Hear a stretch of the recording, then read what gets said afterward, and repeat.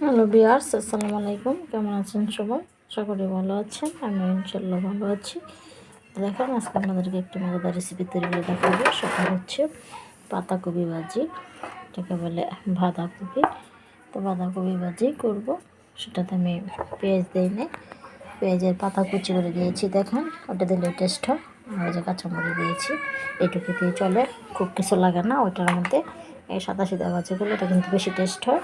আর এখান থেকে হালকা একটু লবণ দিয়ে দিই, অল্প পরিমাণের। এই যে লবণ দিয়ে দিয়েছি, আর কিছুই লাগবে না এটার মধ্যে, এইটুকু দিয়ে চলবে। আর আমি দেখেন চুলাতে বসাচ্ছি, কড়াই, তেল দিয়েছি অল্প পরিমাণের।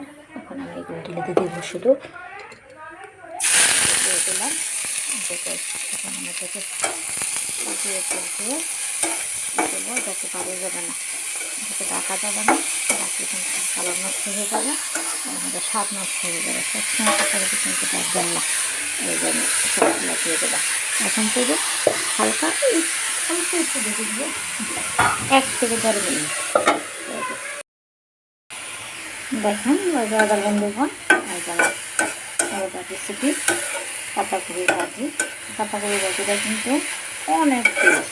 যে আমরা কিন্তু সবাই জানি যে নতুন আলু দিয়ে তেজপাতা ভাজি করে খাইলে টেস্ট লাগে।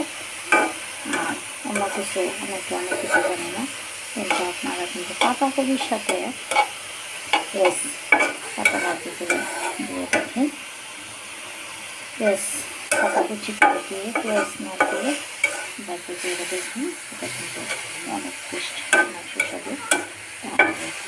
করতেছি আপনারা কিন্তু এটা রাখবেন না। দেখেন একেবারে সবুজ হয়ে গেছে, এরকম সবুজ থাকবে। যদি না দেখেন রাখলে কিন্তু এরকম হয়ে যাবে এবং স্বাদও নষ্ট হয়ে যাবে।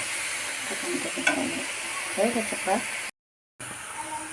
দেখেন বন্ধুগণ, আমার রেসিপিটা কিন্তু হয়ে গেছে। দেখেন পাতাগুলো যেরকম ছিল কালারটা ঠিক সেরকম রয়ে গেছে। তো এইভাবে বাছতে হবে, না ডেকে। আর সবজিটা কাঁচাই রাখতে হবে, খুব একটা মানে সিদ্ধ করা যায় না, আর খুব সিদ্ধ করলে ভালো লাগে না, আর খুব সিদ্ধ করলে রঙ এরকম থাকে না। তো দেখেন এটা কিন্তু খুব সুন্দর হয়েছে, যেরকম কালার ছিল সেরকম রয়ে গেছে। আর সবুজ দেখতে পাচ্ছেন, এটা হচ্ছে পেঁয়াজ পাতা। আর পেঁয়াজ পাতা দেওয়া কিন্তু ভাজি করলে কিন্তু আরও টেস্ট হয়। তো আমি রান্না করলাম, যে পলিসি দিয়ে রান্না করলাম সেভাবে আপনারা রান্না করবেন এবং খাবেন, এবং আমাকে কমেন্ট করে জানাবেন কী পরিমাণ টেস্ট হয়েছে। তো সবাই ভালো থাকবেন, আল্লাহ হাফেজ।